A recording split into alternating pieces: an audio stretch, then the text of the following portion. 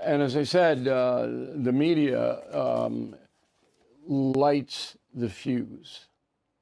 So there has never been a more vile, hateful network than MSNBC.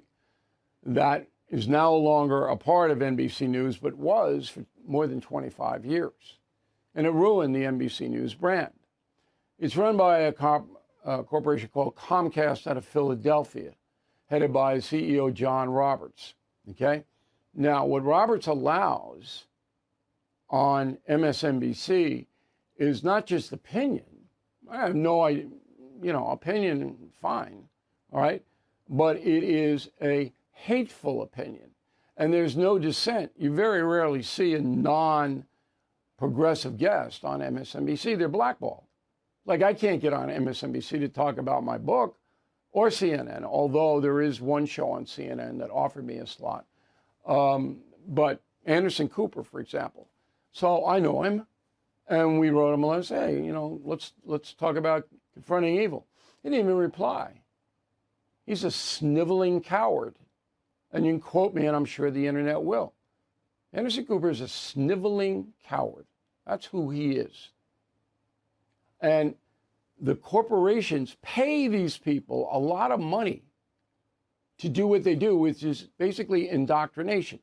Now, after Charlie Kirk was shot, 1 hour, just 1 hour, MSNBC loaded up a show anchored by Katie Tur, T-U-R, another radical leftist, okay, with all kinds of anti-conservative and traditional people.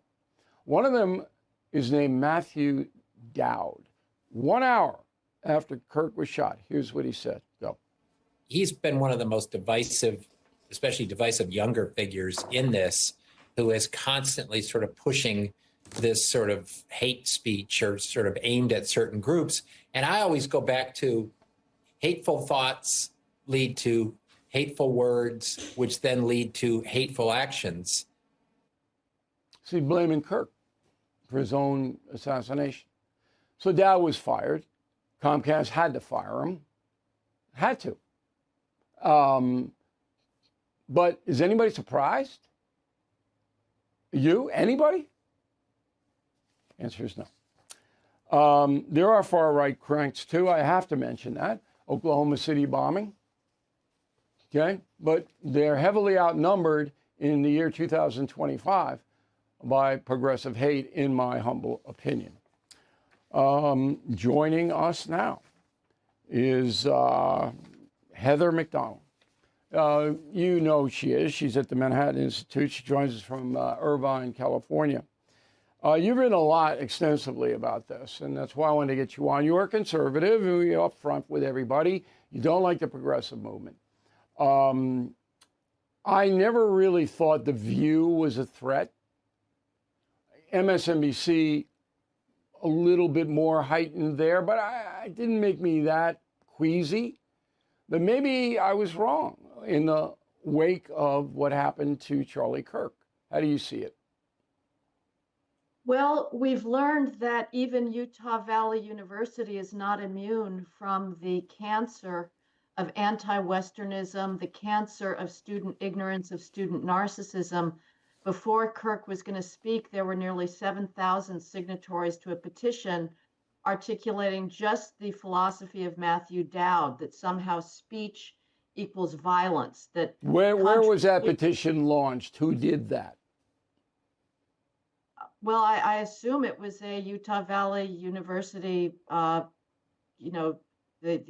usual online petitions. All right. So at the school, 7,000 people, nobody knows who they are, signed a petition that Mr. Kirk shouldn't speak there because he's a hater. That's what happened? Right.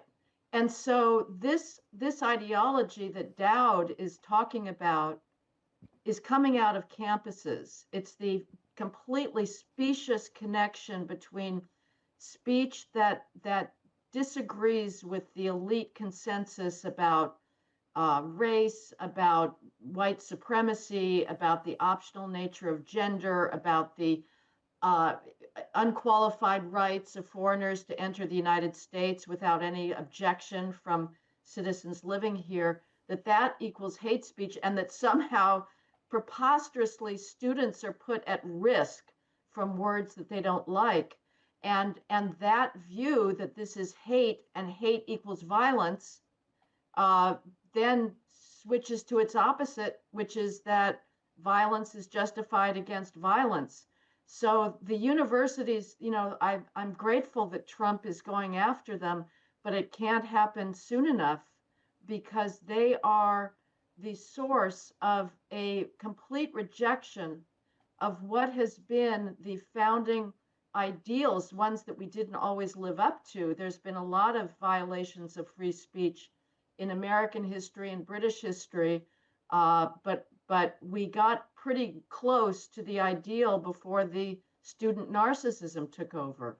Well, this is a Marxist play, as you know, Heather, in Russia when they deposed the Tsar. And I had that in Confronting Evil, what Stalin did. It was like, if you oppose communism, you oppose the people. You're hating the people, okay? And so we can execute you. We can kill you because you're hating the people. And that's been in play since 1917, all right? I mean, so all this is just gussied up for the American university system right now. Yesterday, they released a list of the worst colleges for freedom of speech. Harvard isn't on it. It won the last 2 years. But, because Trump has really taken them to the woodshed, to use a cliche, Harvard stopped. But Boston College, a Jesuit-run school, I think is number 5. But you can't say anything that they don't like. And it's a progressive school. And so if you say anything against progressives, then you're committing a hate crime. And that's the bowl that Charlie Kirk was put into. But absolutely. He disagreed with the progressive approach to politics and life. He spread that word. I thought he did it in a responsible way, although some of the stuff that he said was pretty volatile, but some of the stuff I say is pretty volatile. Okay? So he was killed because of it. He's a martyr.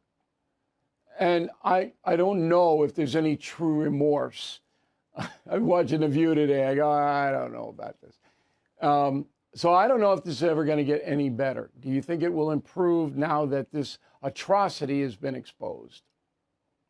No, I don't think so. And every side is going to be saying if their guy, if somebody from allegedly their side commits some atrocious act, they will always say, and the right will do this too, this is an individual act. It's not a product of ideology. We should be allowed to make our arguments. We're never literally advocating violence. And I'm sure the left feels the same way.